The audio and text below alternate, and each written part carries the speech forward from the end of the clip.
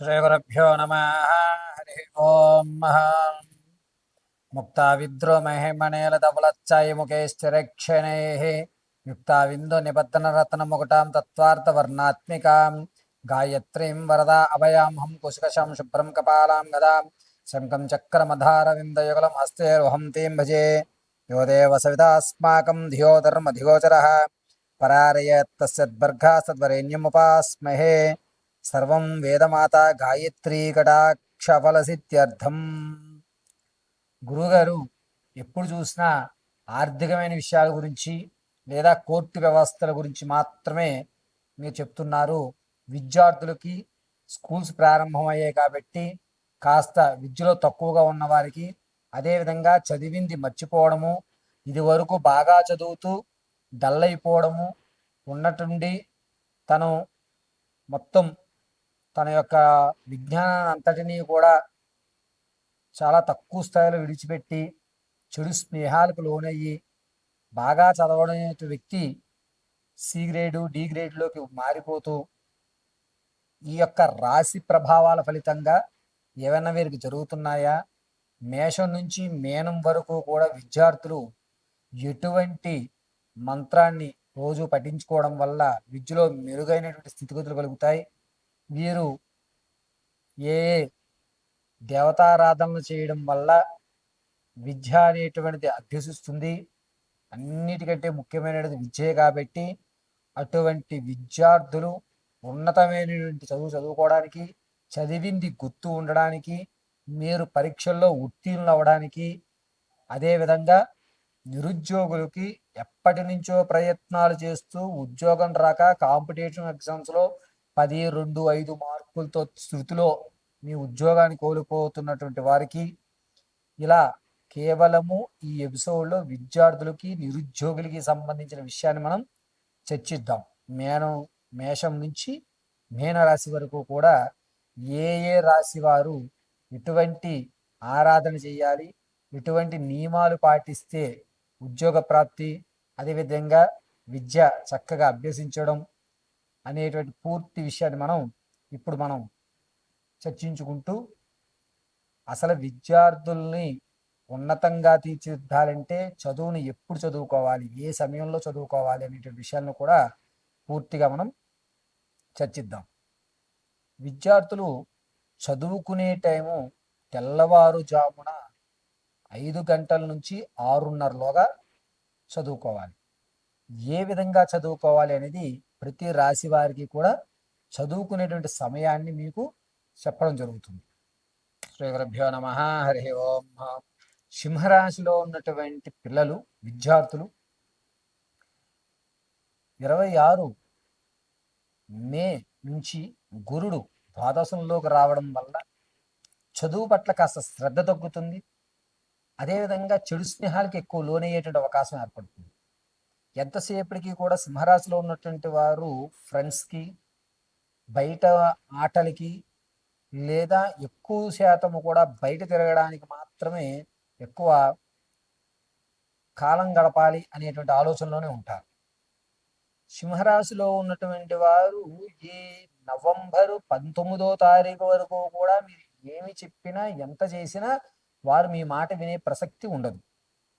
Homeworks చేయమంటే చేద్దాంలే, కంగారేముందిలే, చూసుకుంటాను, నేను వచ్చాక చేసేస్తాలే అని చెప్పి దాన్ని దాటివేయడం, ఈసారి కాదు నెక్స్ట్ టైం నేను మంచి మార్కులు తెచ్చుకుంటాను అని చెప్పి వాటిని విడిచిపెట్టడం, ఆటలకి, ఫ్రెండ్స్కి ఎక్కువ శాతం వెళ్ళడం, ఇంట్లో తెలియకుండా అసాంఘికమైన కార్యక్రమాలు చేయడము, నీచమైనటువంటి స్థితిలోకి సింహరాశి వారు వెళ్తున్నారు విద్యార్థులు. వీరు ఎంచుకున్నటువంటి దారిలో మంచివారు అనేటువంటి వారు చాలా తక్కువగా ఏర్పడుతున్నారు. కాబట్టి సింహరాశిలో ఉన్నటువంటి విద్యార్థులకి కాస్త ఇబ్బందిదాయకమైన వాతావరణం ఏర్పడుతుంది.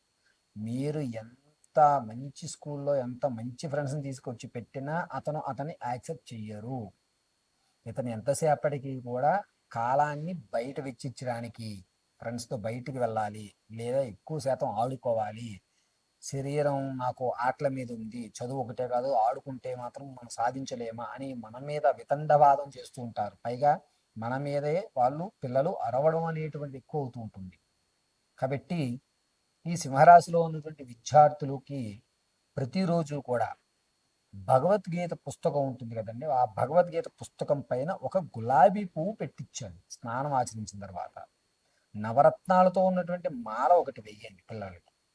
పిల్లవాడిని పొద్దున మాటలు ఏం చేస్తారంటే, స్కూల్కి వెళ్ళడానికి ఒక పావు గంట ముందే స్నానం ఆచరించేసిన తర్వాత మంచి ఒక పొడి బట్ట ఒకటి కట్టి భగవద్గీత వద్ద గులాబీ పువ్వు పుష్పం పెట్టించి అక్కడ మంచి వాసన వచ్చేటువంటి ఒక అగరబత్తులు వెలిగించుకుని నమస్కారం చేసి భగవద్గీతకి తదునంతరము రోజు కూడా భగవద్గీత ముందు ఒక గులాబీ పువ్వు పెట్టించాడు.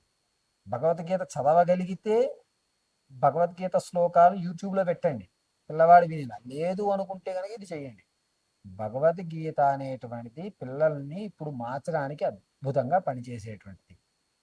పైగా ఒకవేళ అది కూడా మనం లేదు గురువుగారు మా దగ్గర అనుకుంటే గనక కృష్ణాయ గోవిందాయ గోపీజన వల్లభాయ పరాయ పరమ పురుషాయ పరమాత్మనే అని సుదర్శన మంత్రంలో ఉన్నటువంటి ఈ 2 లైన్లే చెప్పండి. పూర్తిగా చెప్పక్కర్లా. పూర్తిగా అయితే కృష్ణాయ గోవిందాయ గోపీజన వల్లభాయ పరాయ పరమ పురుషాయ పరమాత్మనే పరకర్మ పరమంత్ర పరతంత్ర పరయంత్ర పరప్రయోగ నివృత్య అపమృత్యు నివృత్య ఇలా చెప్పుకోవాల్సి వస్తుంది. కాబట్టి మనం సుదర్శనం పూర్తిగా కాకుండా సగం వరకన్నా, ఒకవేళ భగవద్గీత పుస్తకం మన దగ్గర లేదు అనుకుంటే కనుక, పుష్పం పెట్టించలేము అనుకుంటే కనుక, తల్లిదండ్రులన్నా సరే ఈ సుదర్శన మహామంత్రాన్ని శత్రువు నాశనానికే కాదండి, చెడు వ్యవస్థ మన చుట్టూ రాకుండా ఉండడానికి కూడా ఉపయోగించుకోవచ్చు. ఈ మంత్రాన్ని కనీసం 54 సార్లు తల్లిదండ్రులు ఎవరైనా ఒకరు పఠించి ఒక్కసారి మంత్రం చెప్పిన తర్వాత నీళ్లు స్పూన్తో తీసుకుని చేతిలో పట్టుకుని, ఏమిటి మంత్రము అంటే కనుక ఓం శ్రీం హ్రీం క్లీం కృష్ణాయ గోవిందాయ గోపీజన వల్లభాయ పరాయ పరమ పురుషాయ పరమాత్మనే పరకర్మ మంత్ర యంత్ర తంత్ర ఔషధ విష అభిచర అస్త్ర శస్త్ర సంహర సంహర మృత్యోర్మ్రోచయ మ్రోచయ ఓం నమో భగవతే మహాసుదర్శనాయ ఓం ప్రోం హ్రీం రాం దీప్తే జ్వాలాపరిధరాయ సర్వదిక్షోభణకరాయ ఓం ఫట్ నమః.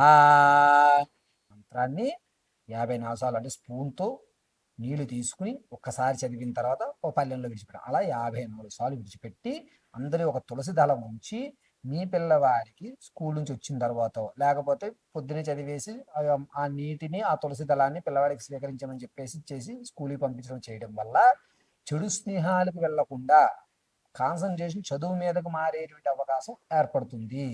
ఇది ఖచ్చితంగా చేసుకోండి. ఇక నిరుద్యోగుల విషయానికి వస్తే కనుక కొంచెం అసహనంగానే ఏర్పడుతుంది. ఉద్యోగ అవకాశం కలిగేటువంటి ప్రవర్తన కొంచెం తక్కువగానే ఉందని చెప్పుకోవాలి.